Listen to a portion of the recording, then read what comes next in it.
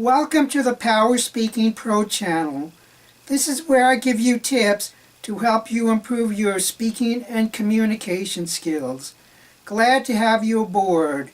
My name is George Monette, and in today's video I will evaluate from a speaking point of view Pete Buttigieg's town hall, which he gave Sunday, January 26, 2020 in Iowa.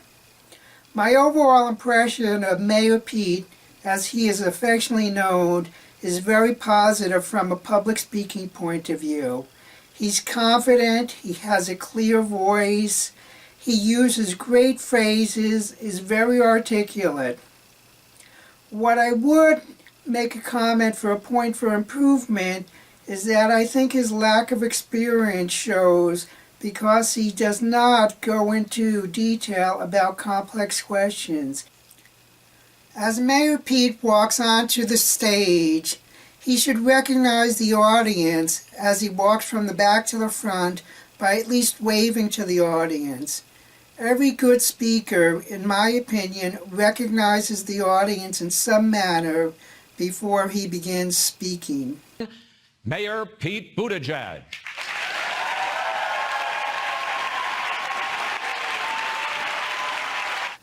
Mayor Pete spent 1 minute and 37 seconds answering the question, should President Trump be impeached and convicted?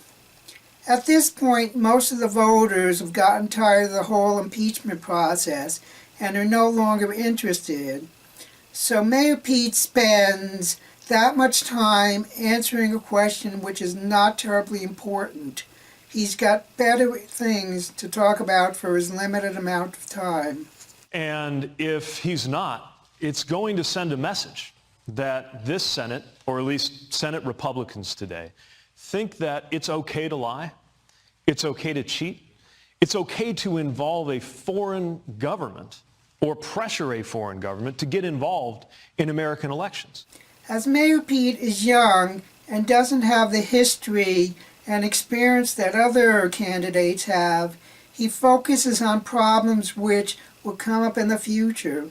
These are very real issues that the country will face, but I think he also needs to address current problems, especially problems that relate to the older half of the American population. These include entitlement grants and Social Security, which is expected to be almost bankrupt in the next 10 or 20 years. And what I'm seeing is a hunger to make sure that we're delivering solutions that are oriented toward the future. Pete has the ability to wordsmith very well, and one of the phrases that I like particularly well is future former Republicans. See, I'm meeting a lot of what I like to call future former Republicans.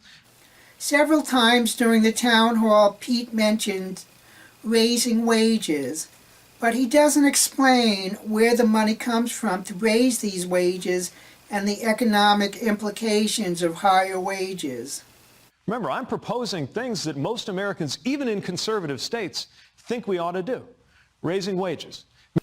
Another phrase which I like is, we don't have to choose between being bold and being united. This is a centrist phrase which brings in voters from both the left and the right. So we don't have to choose between being bold and being unifying. A major problem which Pete needs to overcome is his lack of experience. At this point he's only 38, which is not so bad in and of itself, but he doesn't seem to correctly address this issue.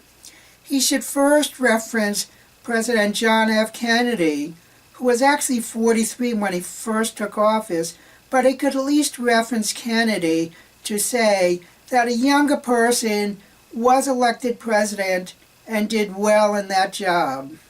But I would also argue that the kind of experience you have governing on the ground in a city of any size.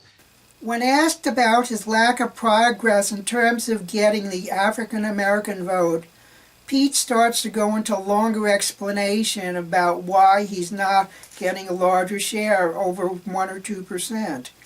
When there is no great answer to a question, A short answer would suffice. I would suggest that he just say, "We're working on that." And yes, we have work to do to make. One aspect which makes Pete an excellent speaker is that his hand gestures match his words. There's a consistency in his speech, so there is no conflict between words, hands, vocal variety, etc. in his message. Yes. So this is one of the reasons why we've got to pay attention to the whole system. There's a big debate going on about which coverage plan is best. Of course, I think mine, Medicare for All Who Want It, is best. Another great phrase which unites both the left and the right is when he says, "We don't have to choose between endless wars and isolationism."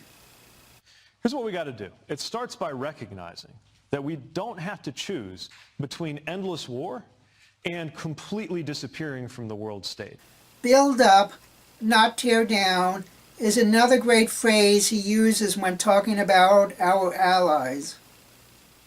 What we need to do is build up, not tear up, our international partnerships. Because the question about abortion and right to life could have been an extremely difficult question, but Pete chose the high road, and he specifically said, "This is what I believe. I believe in the woman's right to choose." He didn't try and pander to the lady who asked the question. He was very direct, and that, I believe, is the best way to answer a question. the best I can offer is that if we can't agree on where to draw the line, the next best thing we can do is agree on who should draw the line. And in my view, it's the woman who's faced with that decision in her own life. Again, his wordsmithing is absolutely fantastic when he says, early in pregnancy, late in pregnancy. This has a parallelism between the first part of the sentence and the second part of the sentence. Holds that early in pregnancy there are very few, late in pregnancy there are very few exceptions. Again, he mentions just lift wages. This shows a naivete in his thinking and experience. He doesn't explain how he would just lift wages. So we need to not only make sure that there's more support for affordable housing to be built, but also just lift wages. I hope that you can use some of these tips to improve your speaking and communication skills. Please leave any comments below and see you next time.